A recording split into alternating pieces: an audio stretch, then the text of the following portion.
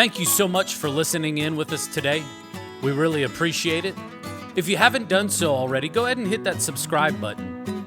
You can also follow us on social media, on Facebook, Instagram. And you can also watch the video version of this on YouTube as well.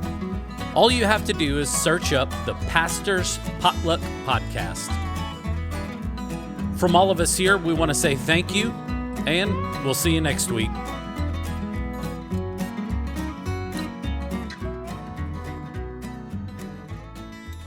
Well, welcome to another episode of the Pastor's Potluck Podcast.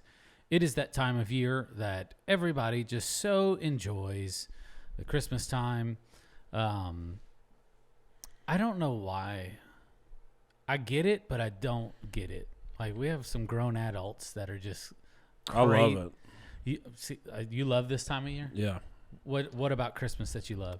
I was just telling everyone Sunday, like, before I was a Christian, I did not like Christmas at all. Like, I didn't even care about coming home when I was in college for Christmas break or anything like that. In fact, one Christmas break, I stayed up and worked in Morgantown until, like, Christmas Eve or something like that, and then went back shortly after. Like, yeah, I just didn't care. Like, I didn't watch Christmas movies. I didn't listen to Christmas music. I didn't do nothing.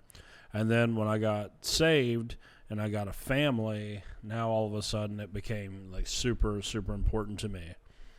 And so now I do it all. And we started even earlier than we ever have this year. Yeah. Like, we were, like, decorated by Thanksgiving, I think. We had already watched both Home Alones before Thanksgiving Day.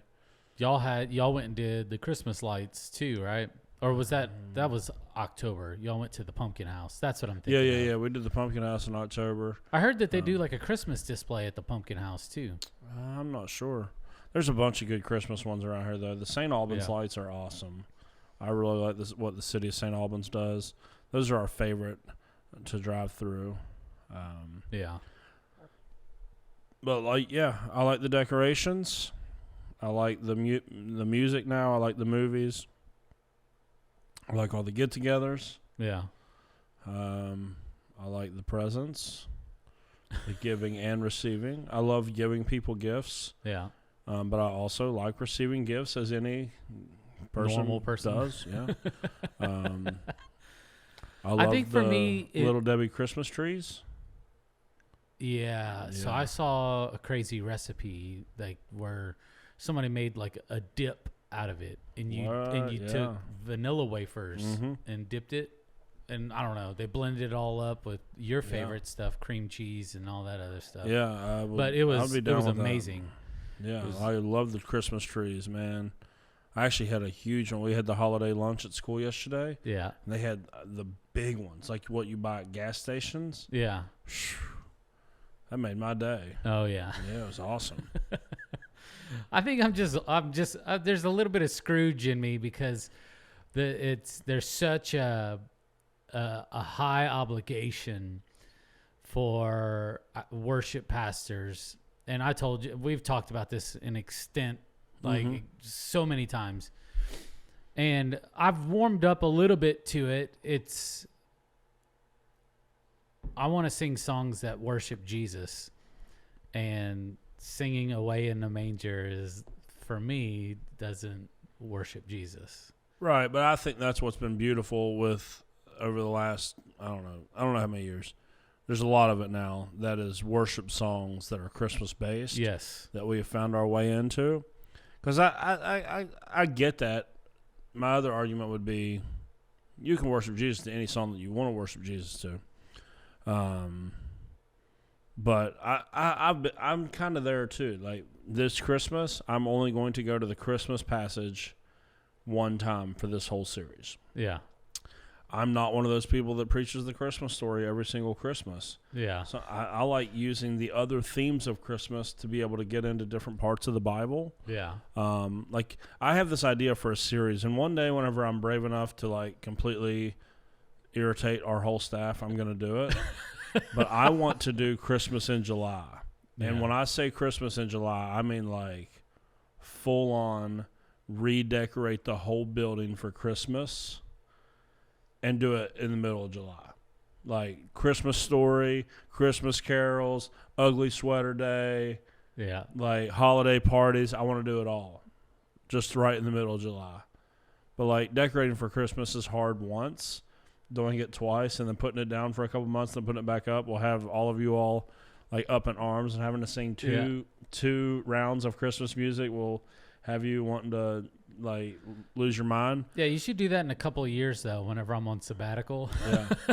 So that's I think like I like doing stuff that's like, oh well, the church calendar says that you're supposed to do it this way, and I go, yeah, I like to do it in a different way. Yeah.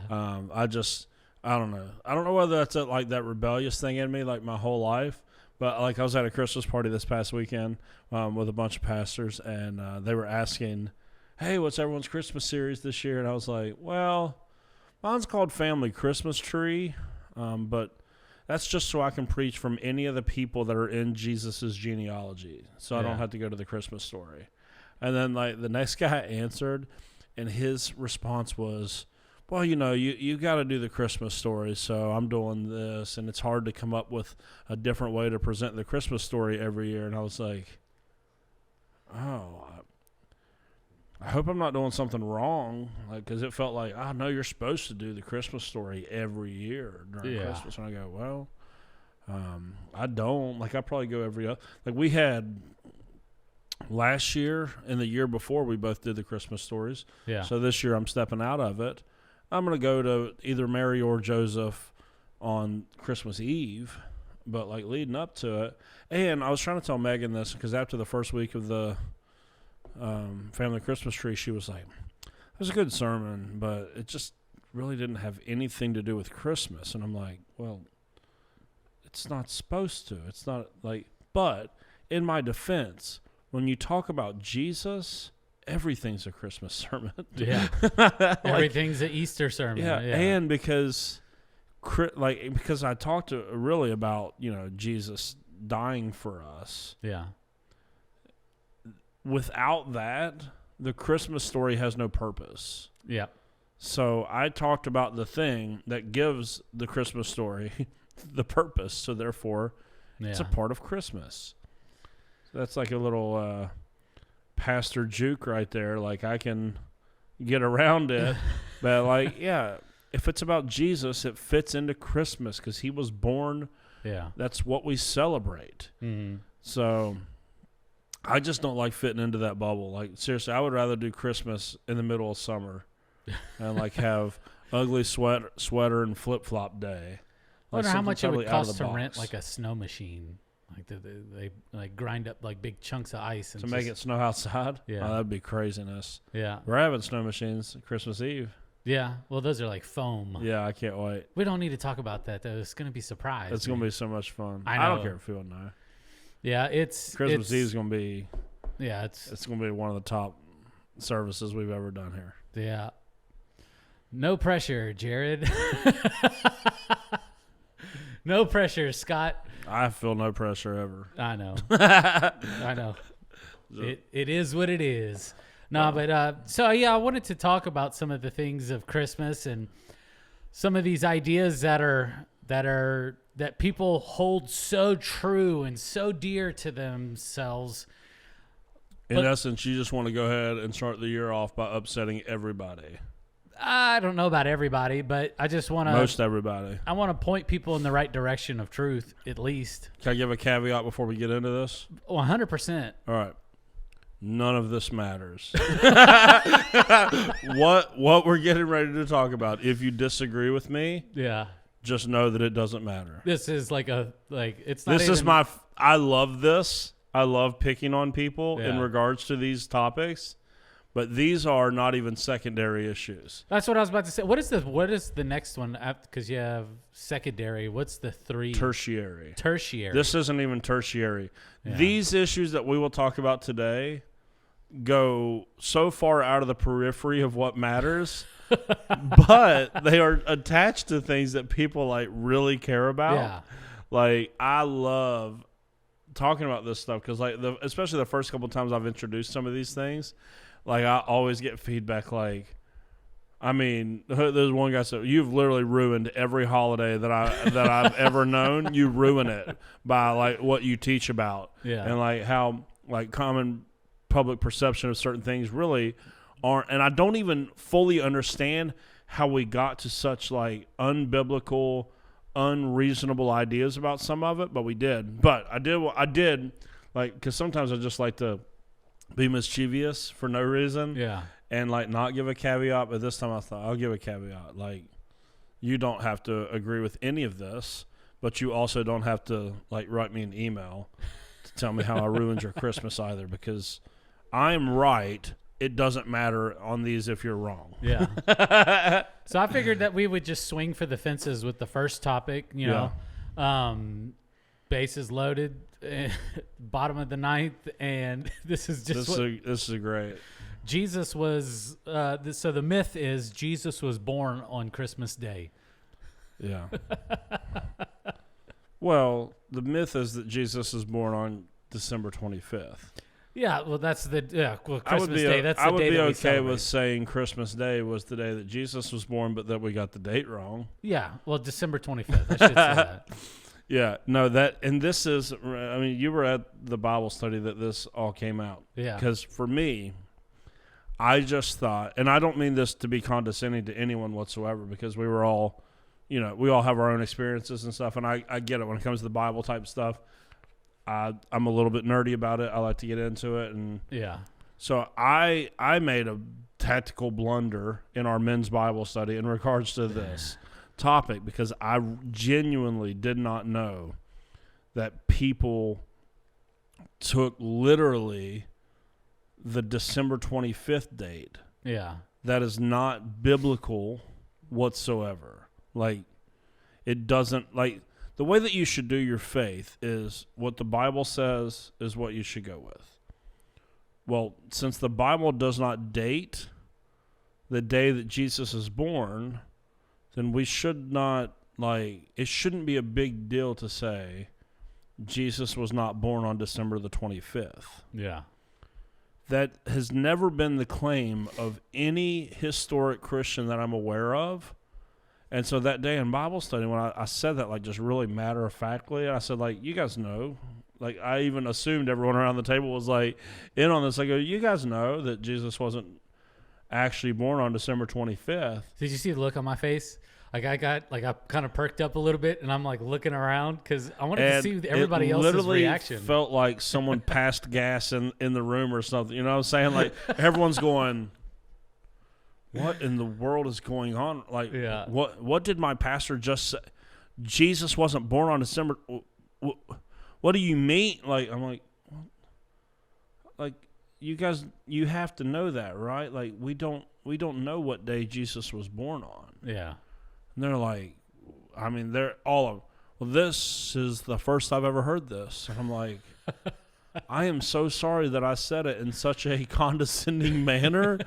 I just genuinely didn't know that, like the Bible never says Jesus was born on December 25th, so therefore we shouldn't hold that hard and fast. Like, we celebrate on December 25th because that was the day that the church just decided that we would commemorate the birth of Jesus. Yeah. Like, that's what it is. Like, it's a commemorative day. There's no issue. Like, if you don't know someone's date of birth, it's not a problem. Like, people do this all the time with their animals, right? If you don't know that, like, if you got your dog from a shelter and you're, like, really a dog person, like one of those, like, we're going to have a party, you're going to make up a birthday, and you're just going to go, this is your birthday. Yeah. So the way we have a day every year that we can commemorate you. That's what took place here. We go, okay, December the 25th, we're going to use that as the date that we celebrate the birth of Jesus, knowing that it was not December the 25th. Yeah. And most likely definitely was not in the wintertime, because there were shepherds out in their fields. Yeah. And they wouldn't have been out there during the wintertime. Yeah.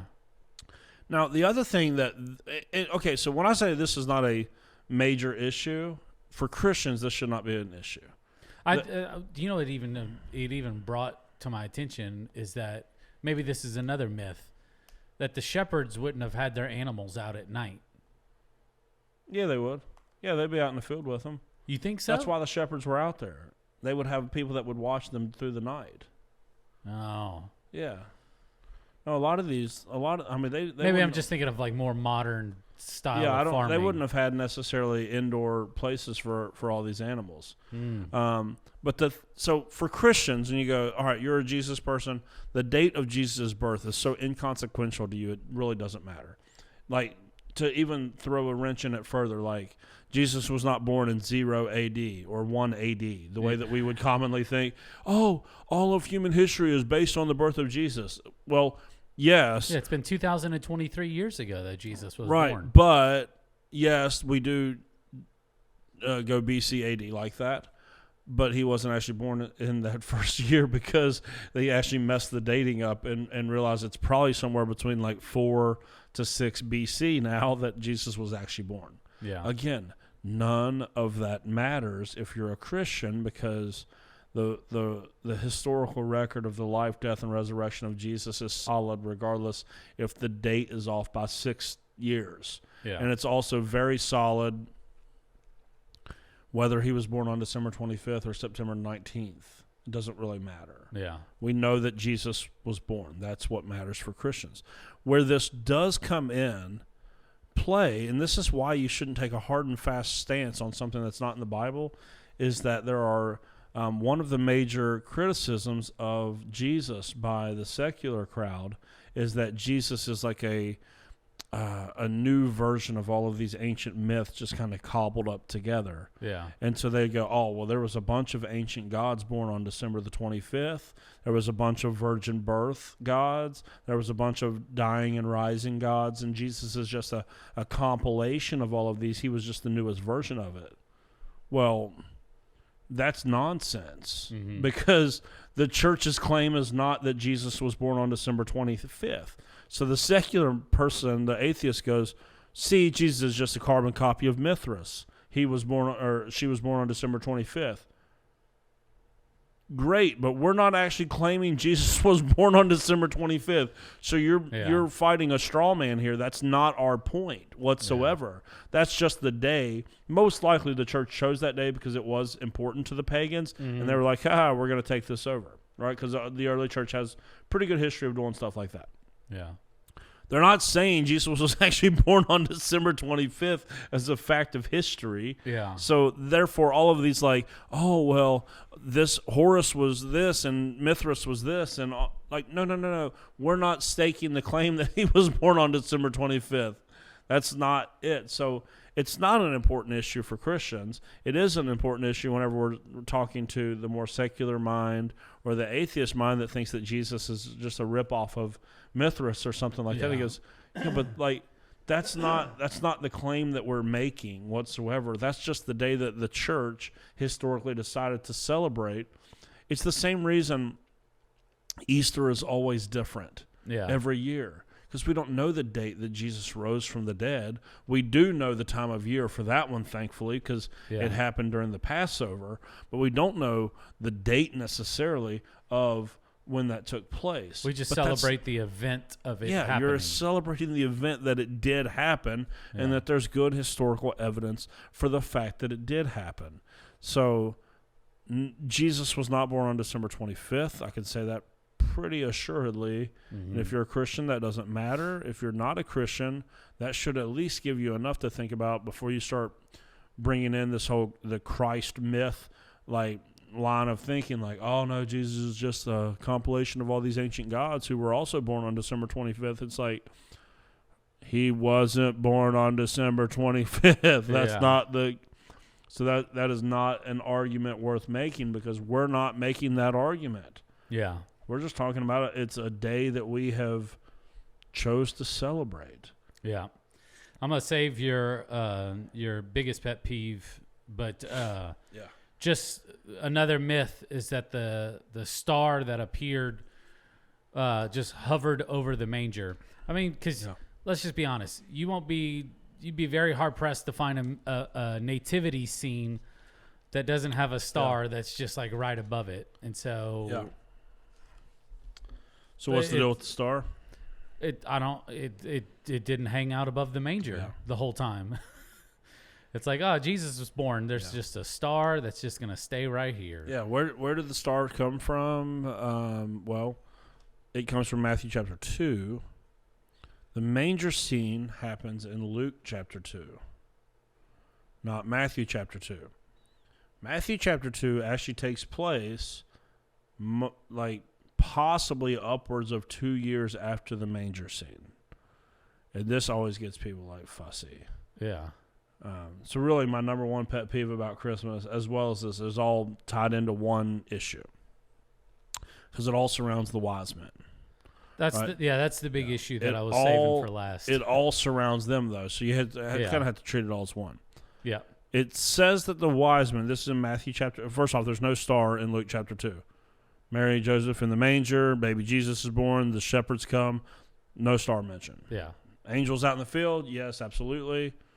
No star mentioned in that passage. Matthew chapter 2, let me just read it, because this will, again, you should just take what the Bible says as what you should base your opinion on, rather than, well, this is just how I grew up, or like, no, sorry, that's just, you can continue to think that the wise men were at the manger scene and just be historically and biblically inaccurate. It's not going to change your faith whatsoever, but look at what the Bible says. Matthew chapter 2, beginning in verse 1. After Jesus, it already tells us that we're now past the birth narrative. After Jesus was born in Bethlehem in Judea, during the time of King Herod, Magi, we'll get back to that in a second, from the east came to Jerusalem and asked, "Where is the one who has been born King of the Jews? We saw his star when it rose and have come to worship him." Okay, context clues. The Magi, or the wise men, definitely not kings. Do you know why people thought that say that they were kings? I would imagine it had something to do with their gifts. I don't know. I can't think of. No, the only reason people think that these were kings is because of a song written in the 3rd or 4th century called "We Three Kings." I was about to say. I was like, I hate that song. They literally get it from that song, and it's not biblical whatsoever. Yeah. These were probably like astrologers, given the fact that they were watching the stars. Yeah. There were people in king's courts that did this sort of thing. They would watch the stars. They were educated in ancient literatures and stuff, and so they believed that they could tell what was going on in the world based on what was happening in the sky. So another myth busted. They were not kings. Yeah. That song is not biblical whatsoever. Yes. Yeah. So I don't have to sing. you're off the hook. You don't have to sing that. It's Christmas. We need to go Yeah. through all of the Christmas carols and figure out what's wrong with Yeah. them. I could do that. Away in a manger. Yeah. Away in a manger, no crib for a bed. The little Lord Jesus lay down his sweet head. The stars in the stars sky. in the sky look down where he lay. Keep going. The And little Lord Jesus asleep on the hay. Yeah. What's the second verse? Away in a manger. Or is it no. Silent Night? N- One of those. Which one talks about the baby not making any noise? Probably Silent Night. See, that's how I don't know much about some of those, but whichever one it says no crying he makes, Yeah. that's a nonsense line. Why would that baby not be crying? Yeah. He got born in a cave in the place where the animals eat. Yeah. You think he's just like cool with this? Yeah. They didn't have modern medicine. That was a messy situation. Yeah. And we sing the little Lord Jesus, no crying he makes. Like, no. That's in a way in a manger. I think so. Yeah, That's yeah. why I'm pretty sure it is. But it's like, yeah, no, that's a silly notion. Like, did someone think because he was the Christ child that he just like came out of the womb and just like, hello, how are you? Like, he was a baby, fully human baby. They cry. Well, what about Silent Night? Silent Night, Holy Night, all is calm? No. Not in that manger. I'll tell you right now. You had a woman give birth in a pig trough Yeah. in the 1st century with no medical help. Yeah. That ain't a calm scene. What do y'all think is going on here? Like, we sing these silly, stinking songs, and whatever. If you want to sing them, sing them. But just know they don't make much sense when you think about. For me, I want to present Christianity as a very reasonable thing to believe. Yeah. And then there seems to be this group of Christians that are like, you know what we're going to do? We're going to make this as difficult as possible for that to happen. Yeah. We're going to sing songs that talk about nonsense, and we are going to teach nonsense that is clearly easily refuted by the Bible, as well as people, you go, no, man, come on. Yeah. I want to reach people far from God. We're out there trying to act like baby Jesus wasn't crying in the manger. What age do theologians think that Mary was whenever she gave birth to Jesus? I think like 14 to 16. Like, she was a teenager. So there's another little add-on to this is why there was probably some very high emotions running. Yeah, it's just, guys, read it. All right, so back to this. Sorry. No, so they were not kings, but look, this whole notion that the wise men, like you probably saw this in movies or in depictions, were following a star that was like, like the this way, guys, dot, this like the way, guys, dot on top of all lyrics. the way from the east. They are most likely over in like Persia area, 900 miles away from Bethlehem and Jerusalem. 900 miles away. First off, in this little story that the traditionalists like to tell, the stars over the manger. These guys are all the way in the east. Yeah. 900 miles away. They had the fastest camels in the history of the world. If they went 900 miles on some camels, more likely on foot, in a night. Yeah. I'm sorry. That's a ridiculous notion. Yeah. 900 miles. I couldn't drive 900 miles in a night. No. Because it's already dark when the star shows up, because that's when stars show up. Yeah. And then you're going to get there at, like, what are you talking about? Yeah. They weren't there at the manger scene. And so, therefore, this whole idea that they were following, no. What it said is, where's the one who's been born King of the Jews? We saw his star when it rose and have come to worship him. Now, if they had this magical star that was leading them to where Jesus was, why did they end up in the wrong place? Yeah. Right? So you're thinking, oh, the baby was born in Bethlehem, except for these magi show up in Jerusalem. They show up. So either the star's confused or they weren't following it. They just saw a star arose, and based on what they knew of ancient text, they go, oh, that means that a new Jewish king was born. Yeah. So they show up where? In the capital city, the kingly city of Jerusalem, because they assume that the royal family just had a baby. Yeah. That would be the craziest story alive to go, yes, they followed a star all the way from there and ended up in the wrong place. Mm-hmm. And then they had such audacity, given the fact that they had a magical star, that they said, where's the one who's been born King of the Jews? We followed the star, but apparently it has got us to the wrong spot. Can you imagine the king that was around that time, and he's just like, what are you talking about? Yeah, what? I didn't have a baby. My wife didn't have a baby. None of my concubines just had a baby. What are you talking about? Yeah. This is the whole reason why there's getting ready to be a slaughter in town. Oh, yeah. See, if it weren't for the big mouth magi, none of those babies would have got killed. Herod didn't even know that a king had been born. Yeah. The magi show up and tell him. And this could, by this point, have been upwards of 2 years after Jesus was already born. Yeah. Which is why, and we know, okay, again, those people that want to go, well, I'm just not going to listen to Scott. Listen, there was a reason why when Herod gives the command to kill the babies, he says anyone 2 years and younger, because that's when the star appeared that they saw that gave them the clue that the baby had been born, which is what started their 900-mile journey, which probably took them at least a year to 2 years to get there. So they did not follow a star. Now, they did follow the star, it looks like from the passage, from Jerusalem to the place where the baby was at this time. But when they show up at now it says when they arrived at the house, they're no longer in the manger. Yeah. The Bible says this. Don't get mad at me because I read the Bible and took its word for the fact that they were no longer in the manger. Yeah. They're at the house.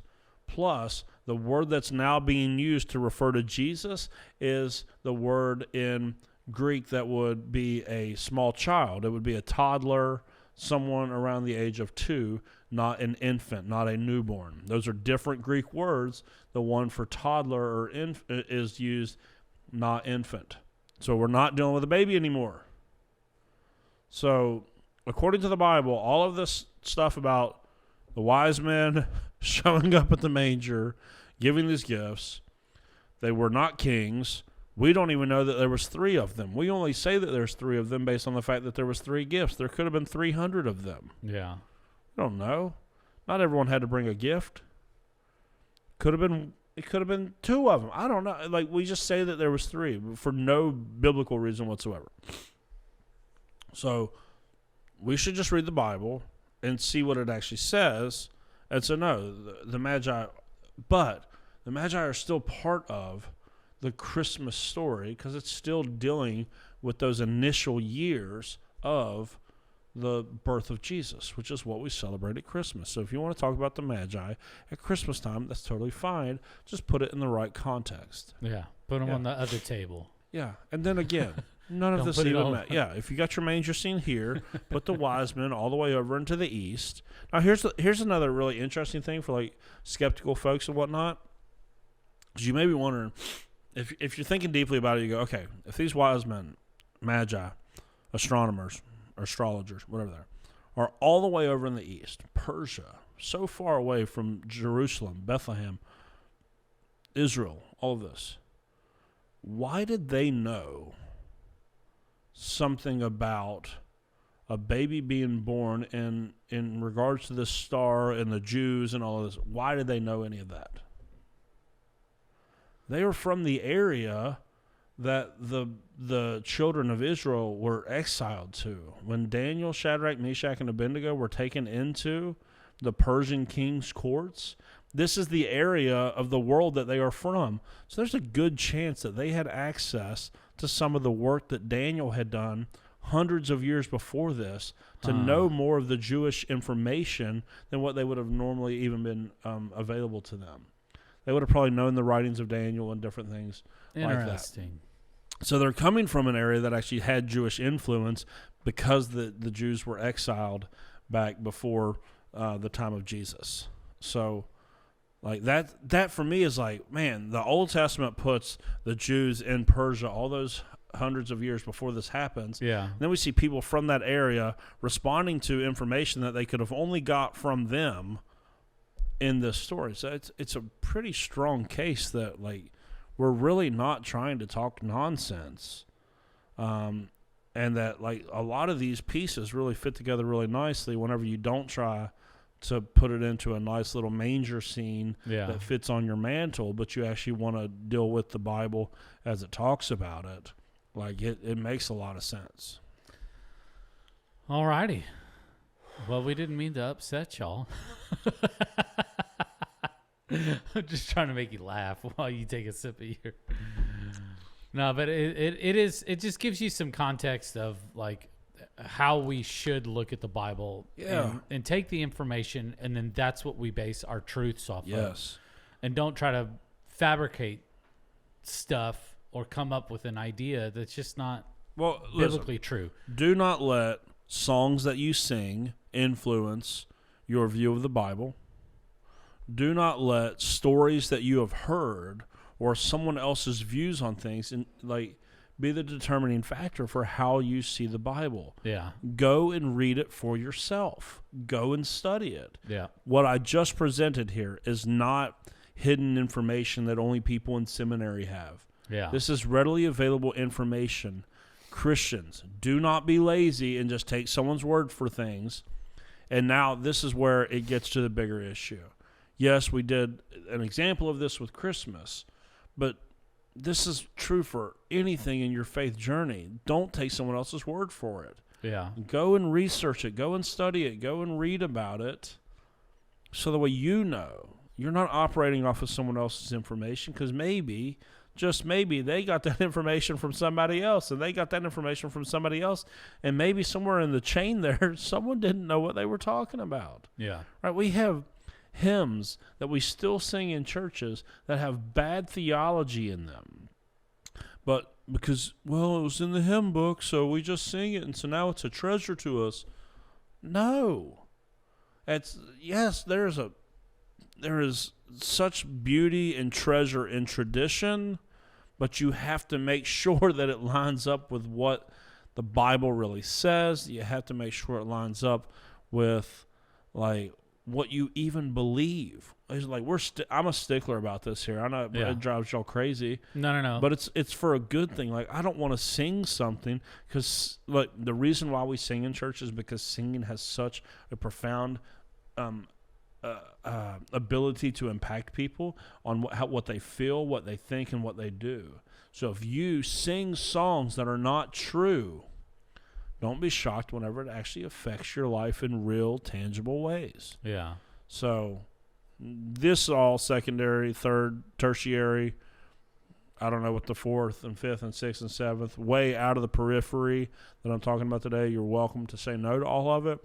But don't let anybody just pass you on something and they say, "Oh, no, this is the way things work." Like, go see it for yourself. Don't be spiritually lazy. Don't be intellectually lazy. Do the hard work yourself. Good stuff. Alrighty. Quick mystery meat. I know that you're a little pressed for time, but that's all right. Oh, this is a good one. All right. So I didn't word this correctly, so I'm just going to add something to this. In a zombie apocalypse, out of the staff, who will last the longest?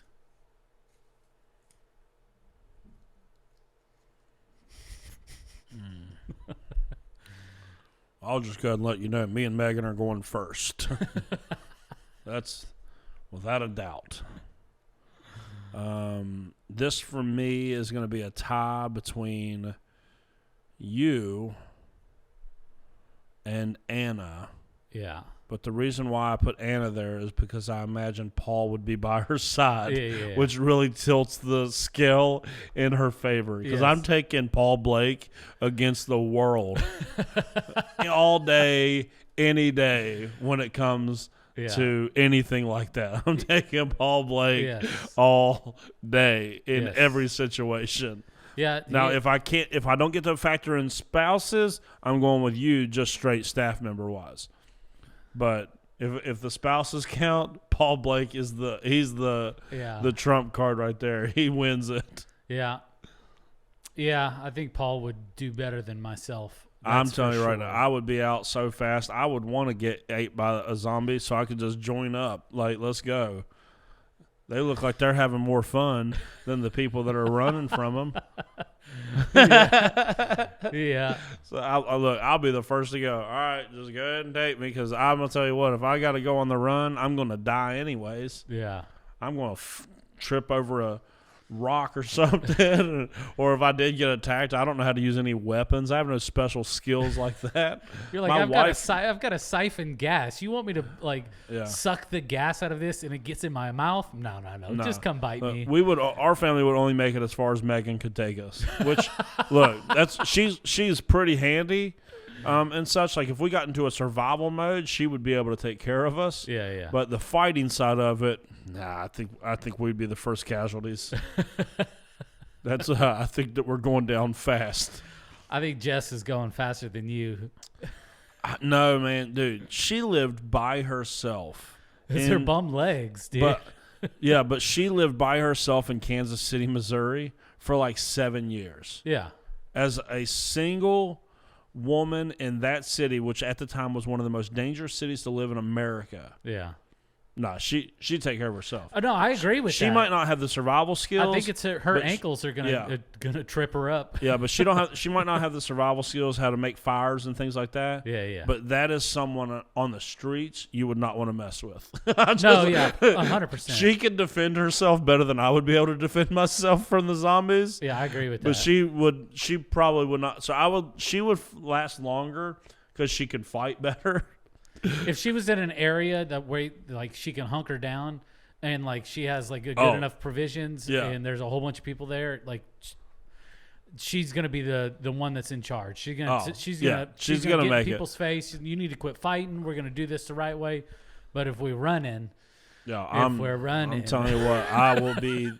If I've got to run, I'm out. I'm not gonna do it. I'm joining up with the zombies first and foremost. Yeah. Like, that sounds funner to me anyways, to be honest. What if there's like a mutant gene in the zombies and whenever you get bit you have to eat vegetables to survive? That's a terrible zombie. Yeah. What kind of woke movie would that be? I would just be like, look, I'm out. Either way, like somebody vegan zombies.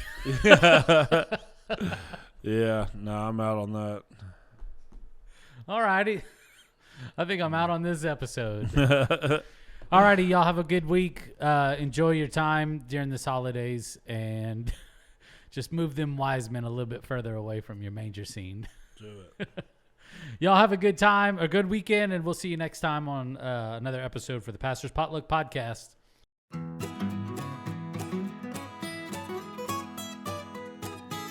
Thank you so much for joining us today for the Pastor's Potluck Podcast.